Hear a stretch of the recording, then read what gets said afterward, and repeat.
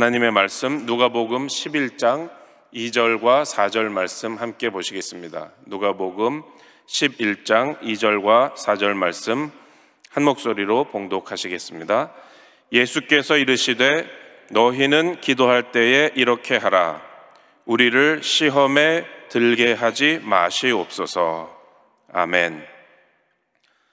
오늘 이 말씀을 가지고 초대를 받은 우리들 네 번째 시간, 연약하지만 도우심이 있는 삶, 이러한 제목으로 하나님 은혜 나누겠습니다. 한번 따라해 보시겠습니다. 초대를 받은 우리들, 연약하지만 도우심이 있는 삶. 오늘 주기도문 마지막 시간입니다. 예수님은 우리를 기도하는 자리로 불러주셨습니다. 기도할 수 있는 삶으로 초대를 해주셨습니다. 왜 그러셨습니까? 기도하지 않고서는 살 수 없을 만큼 우리가 연약하기 때문입니다. 다시 말하면은, 뒤집어 말하면, 연약하지만 우리가 기도하면 하나님이 우리를 도우시기 때문에 우리를 그렇게 기도하는 삶으로 우리 예수님께서 불러주신 것입니다. 인간의 특징이 연약하다는 것입니다. 그리고 인생의 특징이 시험이 많고 위험이 많다는 것입니다. 그런데 하나님께서 하시는 일은 우리를 도와주시는 것입니다. 인간은 연약하고 인생은 시험과 위험이 많고, 그러나 하나님은 우리를 도와주신다. 이 세 가지를 아는 사람은 기도하는 삶을 살게 됩니다. 그래서 예수님께서는 오늘 본문처럼 말씀하신 것입니다. 우리를 시험에 들게 하지 마시옵소서 라고 기도하라고 우리에게 가르쳐 주신 것입니다. 이 말씀을 따라서 이 기도를 매일매일 드리고, 아침에 일어나서 하루를 살기 전에 모든 시험과 모든 위험으로부터 나를 건져주시고 나의 가족을 건져주시고, 위험과 시험이 다가오다가도 주님께서 우리를 지켜주셔서 안전하게 하루를 지내게 해주시옵소서라고 매일 아침 기도하는 우리가 되기를 주님의 이름으로 축원합니다. 그렇게 반드시 보호를 받는 기도를 우리가 하고 시작을 해야 됩니다. 첫 번째로 연약한 우리들에 대해서 우리 한번 살펴보겠습니다. 오늘 함께 읽은 이 주기도문 본문의 말씀과 똑같은 표현이 바로 예수님께서 겟세마네 동산에서 하신 말씀에 나옵니다. 마가복음 14장 38절에 보면 예수님께서 잠들어 있는 제자들에게 이렇게 말씀하십니다. 시험에 들지 않게 깨어 있어 기도하라. 똑같은 말씀이죠. 시험에 들지 않게 깨어 있어 기도하라. 마음에는 원이로되 육신이 약하도다 하시고, 지금 예수님께서 체포되시기 바로 직전입니다. 그러니까 굉장한 위기에 놓여 있는 것인데, 제자들에게는 이 쏟아지는 잠이 이 위기보다 더 크게 다가와서 기도를 못하고 그만 잠들어 버린 상황입니다.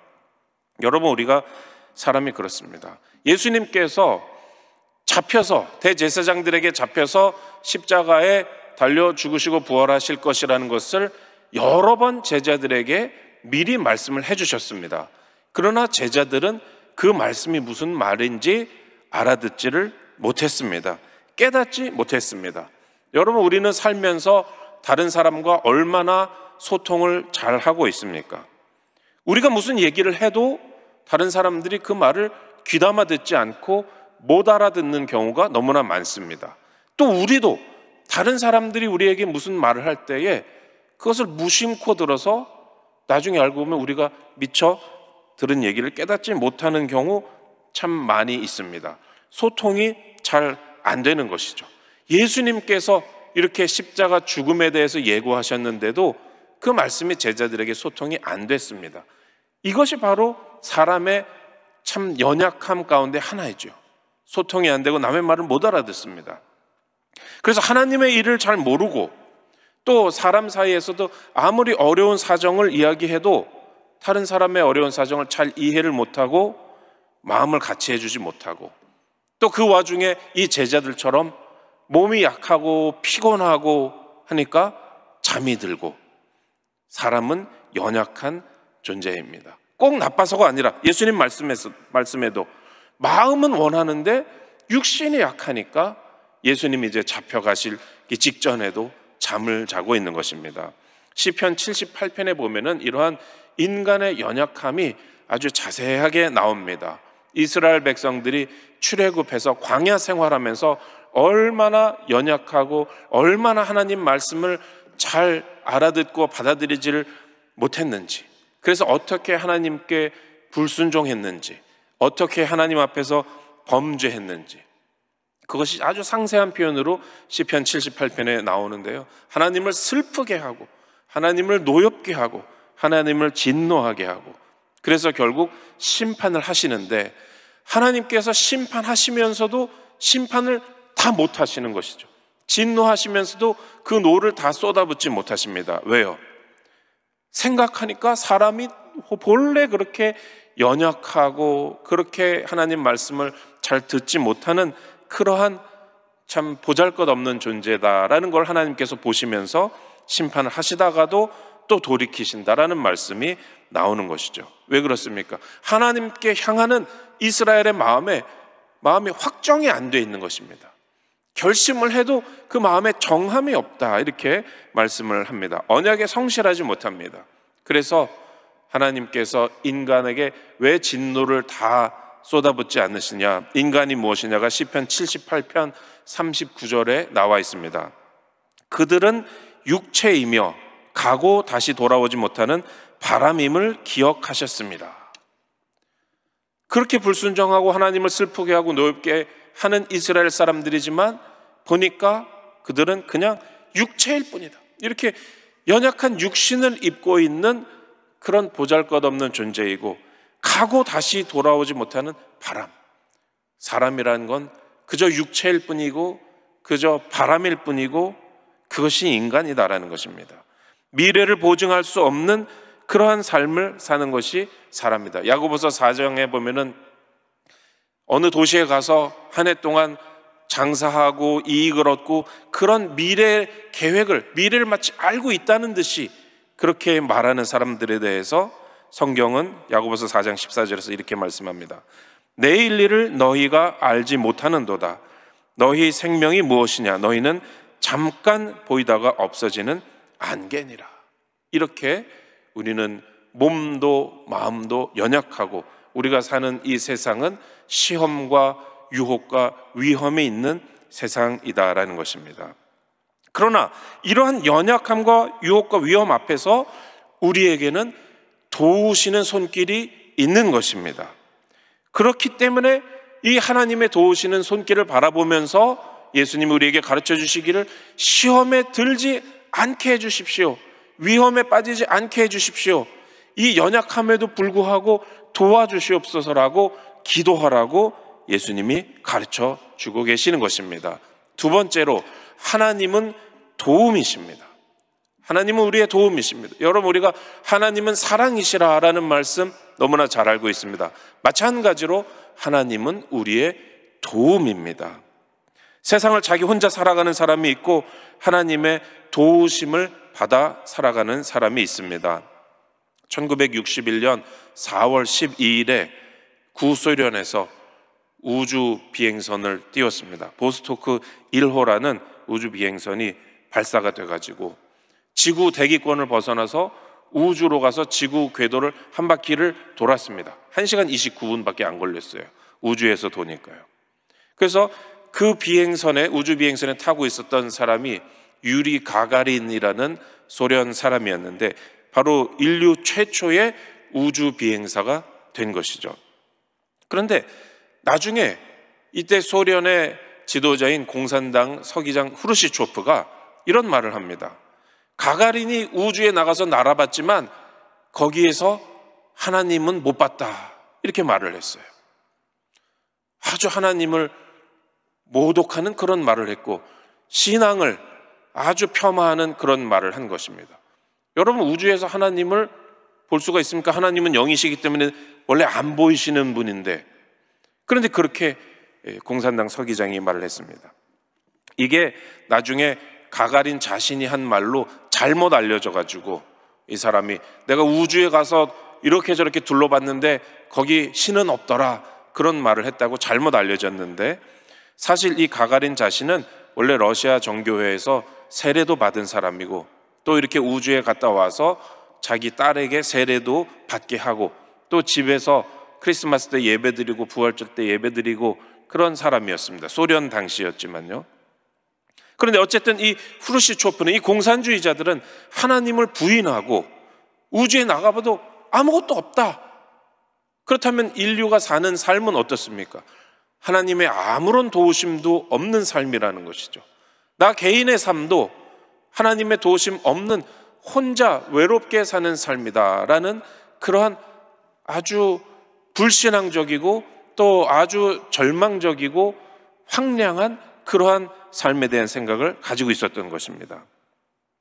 그런데 1971년에 미국에서 아폴로 15호를 달에 보냈는데, 달에 보낸 네 번째 우주 비행선이 되었습니다. 근데 거기에 타고 갔던 우주 비행사들이 달 표면에 착륙해서 그 표면을 탐사를 했습니다. 문 로버라는 달 표면 주행 차를 타고 다니면서 어디를 탐사했냐면, 우리가 밤에 달을 보면은 달에 이렇게 울퉁불퉁한 게 있는데 그게 산입니다. 아펜니노라는 달에서 가장 높은 산에, 거기에 가가지고 탐사를 했습니다. 그런데 거기에 창세기 바위라는 이름의 또 유명한 바위도 있어요. 그래서 그것도 탐사를 하고 이제 마치고 기지로 돌아오는데, 그 우주 비행사 중에서 한 사람이, 데이비드 스콧이라는 사람이 자기 동료 짐 어윈에게 이렇게 말을 합니다. 저 아펜니노 산에 햇빛이 비치는 모습을 보니까 참 아름답다. 참 아름답지 않습니까? 이렇게 말을 걸었습니다. 그때 짐 어윈이 이렇게 답변을 합니다. 내가 산을 향하여 눈을 들리라. 나의 도움이 어디서 올까? 바로 시편 121편 1절을 인용해서 답을 합니다. 그리고 2절 말씀, 나의 도움은 천지를 지으신 야훼에게서로다. 달에 있는 그 높은 산을 보면서 이 우주비행사 짐 어윈은 내가 산을 향하여 눈을 들리라. 나의 도움이 어디서 올까? 하면서 나의 도움은 이 천지 만물을 지으신 야훼 하나님에게서 온다라고 유명한 고백을 남긴 것입니다. 하나님의 도우심을 믿고 바라보는 그러한 삶, 그러한 삶을 우리가 살아야 합니다. 이 짐 어윈 말고도 많은 미국의 우주 비행사들은 이제 우주 비행선 안에서 또 달에 착륙해서도 성경을 많이 인용하고 그 성경 말씀을 이 지구에 있는 통신 기지국에 많이 보냈습니다. 그리고 심지어 어떤 우주 비행사들은 목사님에게서 성찬의 떡과 포도주를 미리 받아가지고 가가지고 우주 비행선 안에서 성찬을 하기도 한 것입니다. 본래 물론 예수님 잘 믿고 신실한 분들이기도 하고, 근데 또 한편 생각하면 우주 비행선을 타고 우주로 나간다는 것이 얼마나 위험한 일입니까? 그거 온전하게 무사히 살아 돌아오지 못할 수도 있는 그런 큰 위험한 일이죠. 그런 위험 앞에서 사람이 무엇을 해야 하는가? 우리를 도우시는 하나님을 바라보고 하나님의 도우심을 구하는 그러한 믿음을 가지고 그러한 삶을 살아야 되겠다라는 것입니다. 나중에 이 우주비행사 짐 어윈은 여러 나라를 다니면서 자신이 달을 탐사한 경험을 나누고 또 자신의 간증을 나누기도 했습니다. 그러면서 이런 유명한 말을 했습니다. 사람이 달 표면을 걸었다는 사실보다 더 중요한 것은 예수 그리스도께서 이 땅 위를 걸으셨다는 것이다. 놀라운 신앙의 고백이죠. 사람이 달 표면을 걸었다는 거 얼마나 대단한 일입니까? 인류의 큰 진보입니다. 그런데 인류의 과학기술이 그렇게 진보한 것보다 더 위대한 것은 하나님이 이 땅에 오셔서, 우리가 사는 이곳에 오셔서 이 땅에서 걸으시고 이 땅에서 사셨다는 것입니다.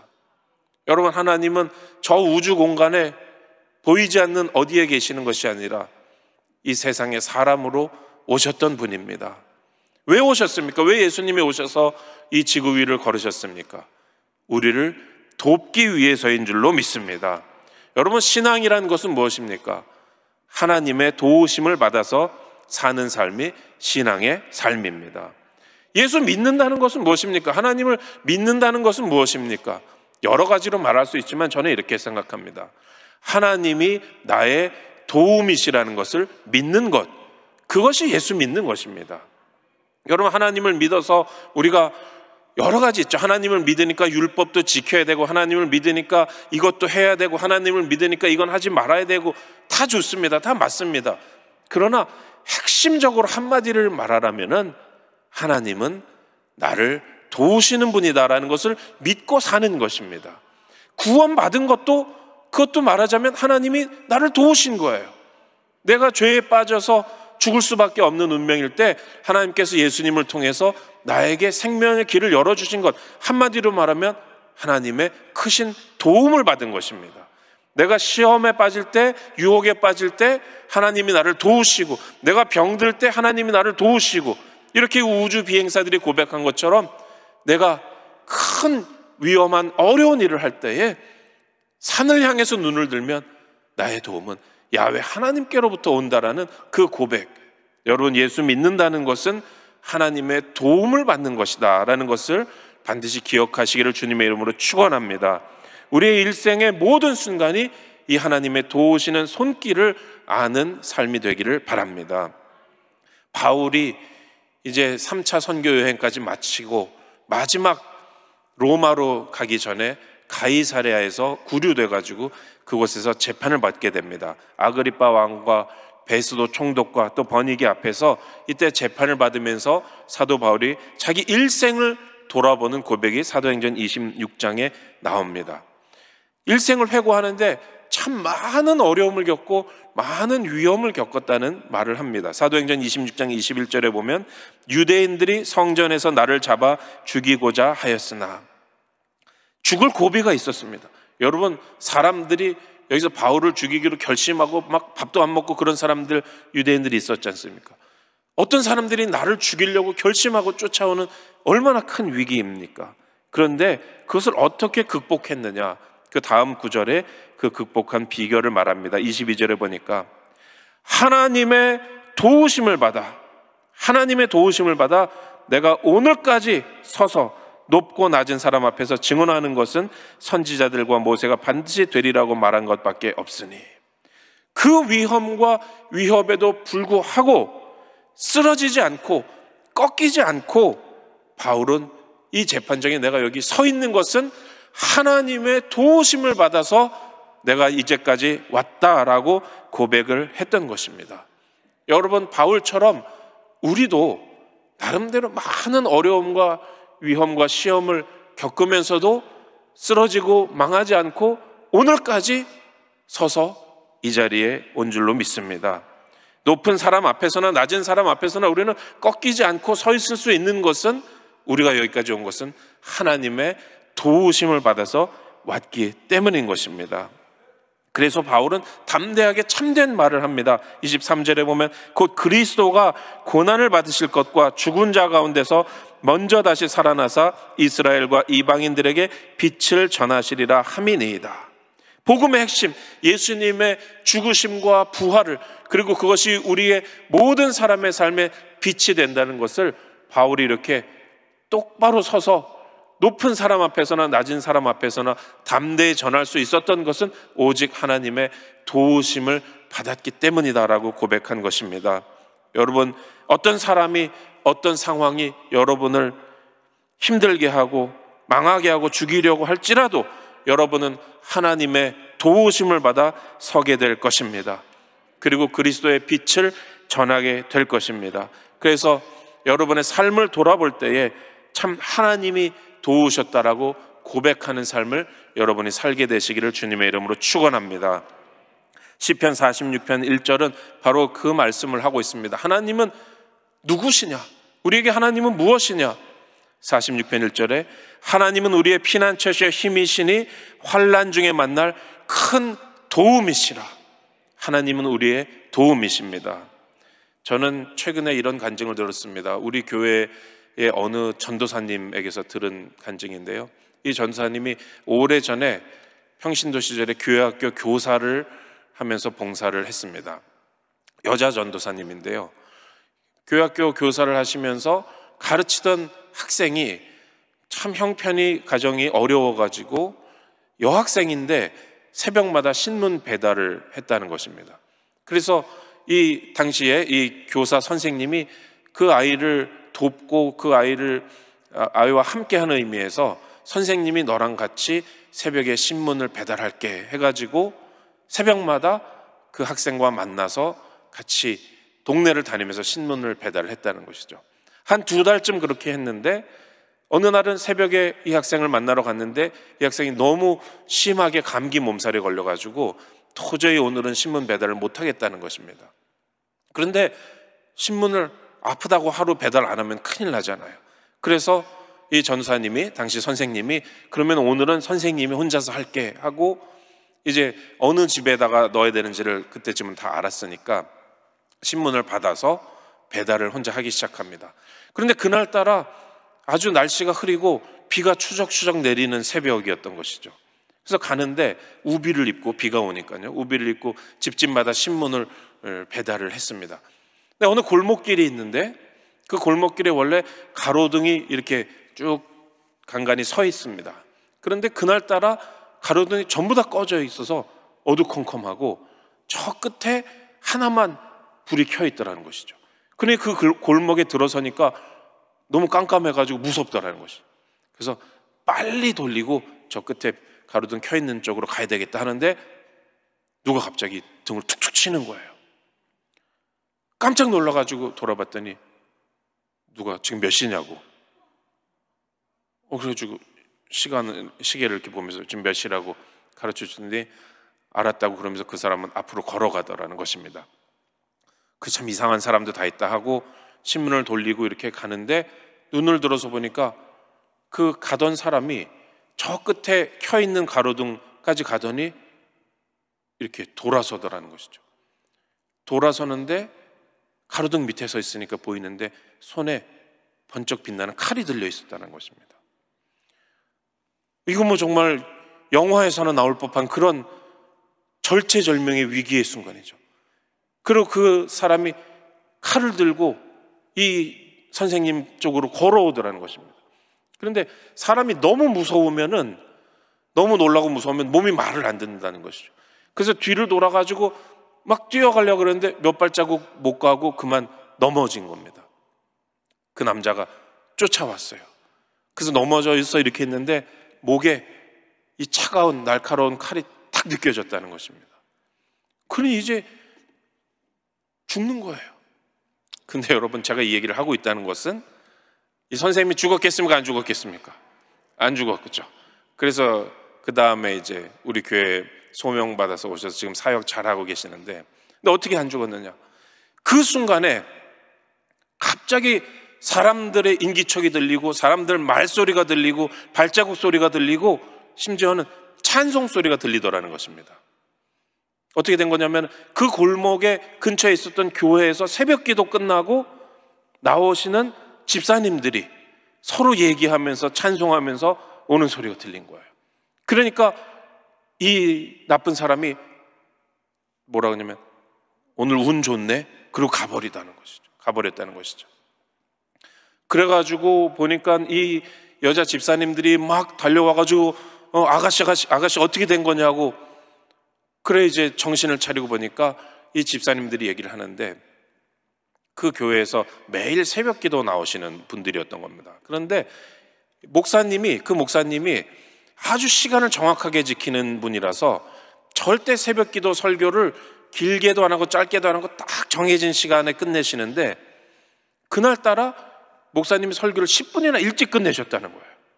그래가지고 이 집사님들이 우리 목사님이 웬일로 이렇게 일찍 끝내셨나 하고 신기해가지고 나오면서 같이 얘기하면서 찬송하면서 나왔는데 바로 그 소리 때문에 이 범인이 도망가고 이 전사님은 위기에서 건짐을 받은 것입니다. 여러분, 하나님의 도우심이죠. 어떻게 이 시간을 잘 지키는 목사님이 그날따라 설교를 10분을 짧게 했을까요? 바로 위기에 빠진 이러한 이 연약한 인생, 이 위험한 세상에서 살아가는데 하나님의 도우심이 그날 새벽에 있었던 것입니다. 여러분, 우리가 어려움에 빠질 때, 위기에 있을 때 하나님은 우리를 시험에서 건져주시고 위험에서 건져주시는 좋으신 하나님이신 줄로 믿습니다. 말씀을 맺겠습니다. 우리의 삶은 연약합니다. 깨어지기 쉽습니다. 연약해서 기도해야 함에도 기도하지 못할 때가 있습니다. 그러나 예수님은 우리를 주님의 도우심이 있는 삶으로 초대하셨습니다. 시험에 들게 하지 마시옵소서. 그리고 시험과 유혹과 위험이 다가올 때에 주님 우리를 건져주시옵소서. 이 믿음 가지고 산을 향해서 눈을 들면서 나의 도우심은 야훼 하나님께로부터 온다는 이 고백을 하는 우리 모두가 되기를 주님의 이름으로 축원합니다. 기도하겠습니다. 하나님 아버지 감사합니다. 오늘 이 주기도문의 마지막 기도를 통하여서 우리 인생이 얼마나 연약한지, 또 이 세상에 얼마나 시험과 위험이 많은지, 그러나 하나님은 우리를 어떻게 얼마나 도우시는지 알게 하시고 믿게 하시니 감사합니다. 주님, 이 기도 늘 해서 주님의 보호하심을 받는 우리가 되게 하여 주시옵소서. 주님 전에 나올 때 예물 가지고 나온 손길들 주님 축복하시고 일생 다하도록 시험과 위험으로부터 보호하시고 도와주시는 하나님의 손길을 체험하게 역사하여 주시옵소서. 감사하며 예수님 이름으로 기도 올립니다. 아멘. 하늘에 계신 우리 아버지여, 이름이 거룩히 여김을 받으시오며 나라가 임하시오며 뜻이 하늘에서 이루어진 것 같이 땅에서도 이루어지이다. 오늘 우리에게 일용할 양식을 주시옵고 우리가 우리에게 죄 지은 자를 사하여 준 것 같이 우리 죄를 사하여 주시옵고 우리를 시험에 들게 하지 마시옵고 다만 악에서 구하시옵소서. 나라와 권세와 영광이 아버지께 영원히 있사옵나이다. 아멘.